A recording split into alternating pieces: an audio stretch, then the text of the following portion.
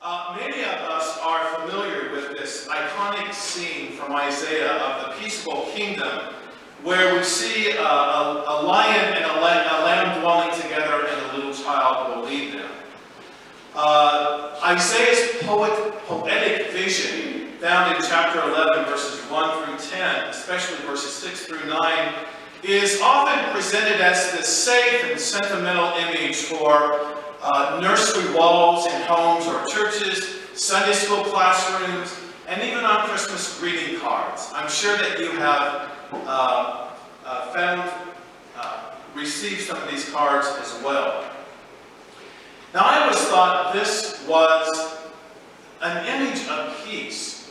However, as I was reading, I found that the poet W.H. Auden points out that the purpose of poetry, as well as all of art, Linda, you might agree with this, is not to enchant, but to disenchant.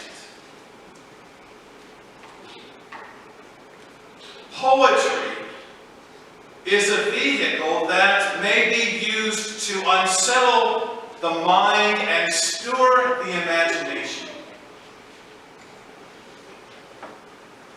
Think about that as you look at this picture. What's Isaiah trying to do to our imaginations? How is Isaiah trying to stir a reaction within us as we view this photo? What might Isaiah be trying to say about the role of predator and prey and the balance of power in life?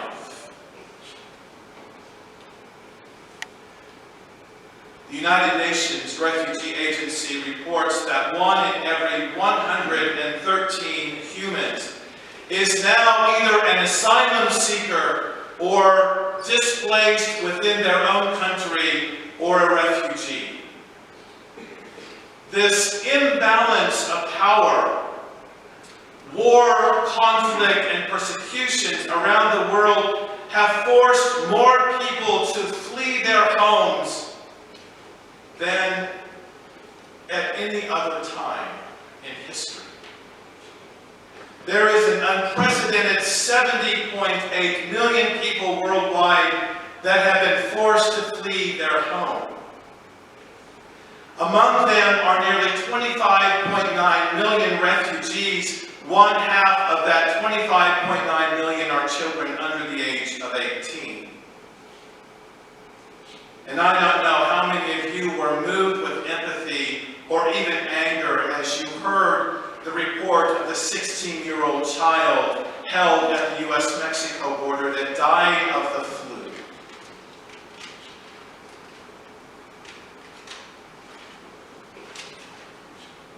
There are millions of stateless people who've been denied nationality and to basic human rights such as education, healthcare, employment, and freedom of movement. Today in the world, one person is forcibly displaced every 2 seconds as a result of persecution. One person every 2 seconds is displaced. Is that a world of peace? This Tuesday, December 10th, is the United Nations Day for Human Rights. On December 20th, 1948, the United Nations adopted a Universal Declaration of Human Rights. Following World War II and the Holocaust, where 11 million people lost their lives, 6 million Jews, there was a strong desire to ensure that such human rights violations would never happen again.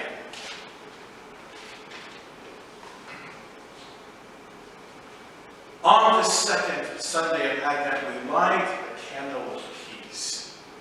It's my favorite Sunday of Advent because peace is my favorite theme.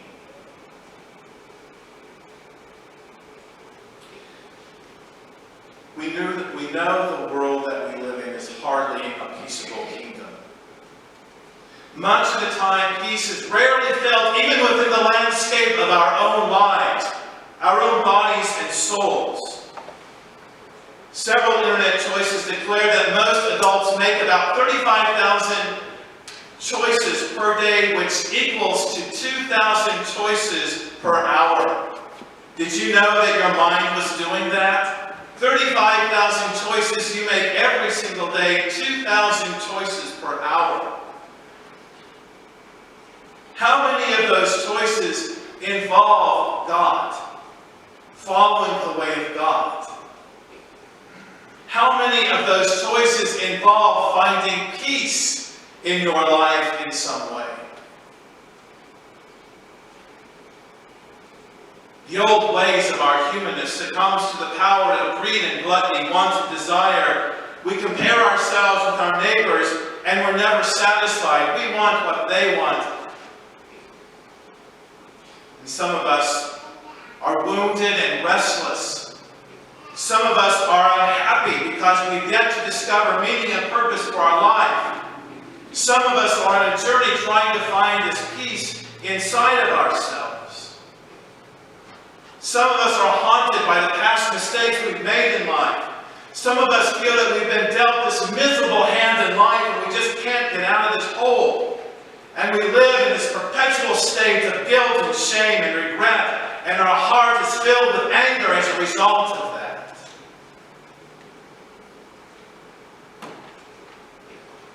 Then we hear the word peace.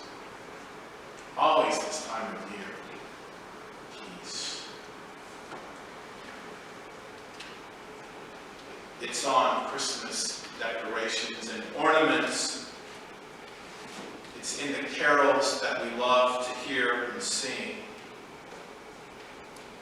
But every time we hear it, do we question, is peace possible?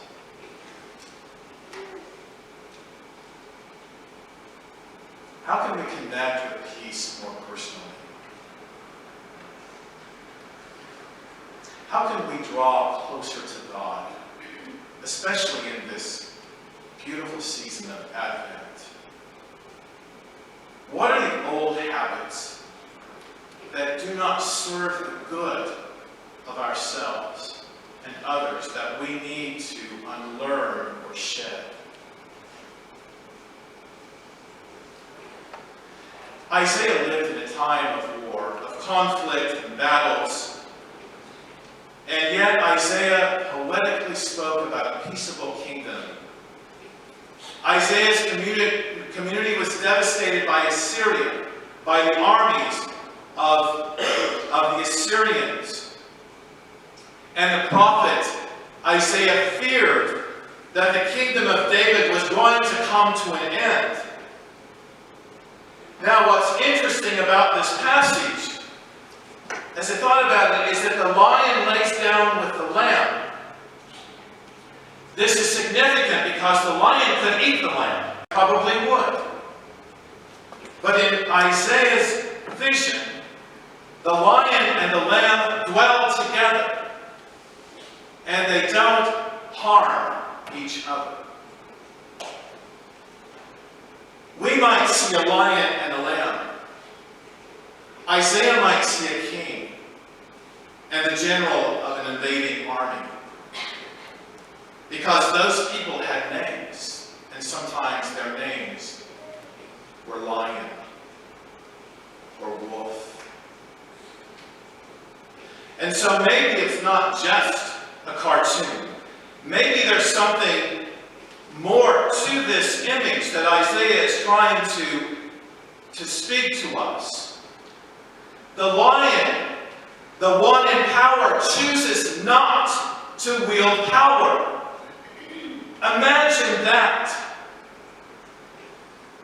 In fact, the lion gives up power in this situation. Or so we think. I think that the greater power is not to use violence or to harm, but the greater power is to refrain from violence and force and to seek another way, a way of peace. Maybe this is what Isaiah is trying to say. The peaceable kingdom is about creating a different kind of community, church, where power dynamics have shifted. where space is intentionally made for one another, where leaders will come from unexpected places in our midst, and where there's beauty and peace in what all God has created. This is the peaceable kingdom. Today's lesson in Matthew tells of one unexpected leader that arises from quite an unexpected place. And his name is John the Baptist. And John flees the place of power, the temple, the city of Jerusalem. And John flees that place and chooses a different way, a way that John feels is the way of God. And so he roams in the wilderness south of Jerusalem, away from the places of power and privilege. And John wears camel's hair, and he eats locusts and wild honey. And he urges people through his preaching and baptism to seek a better way, a better life, to repent of the old ways and to choose a different direction that's more in line with the ways of God and not the ways of everybody else.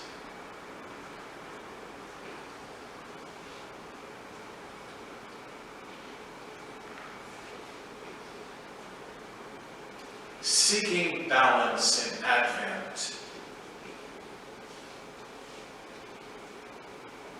Managing our time and finding peace. That's quite an assignment for us. I think the new age that we should be praying for, that I'm praying for, is this age of peace. And I don't know how to achieve it yet.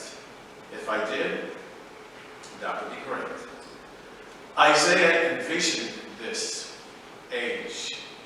John the Baptist envisioned this age. And Jesus envisioned this age.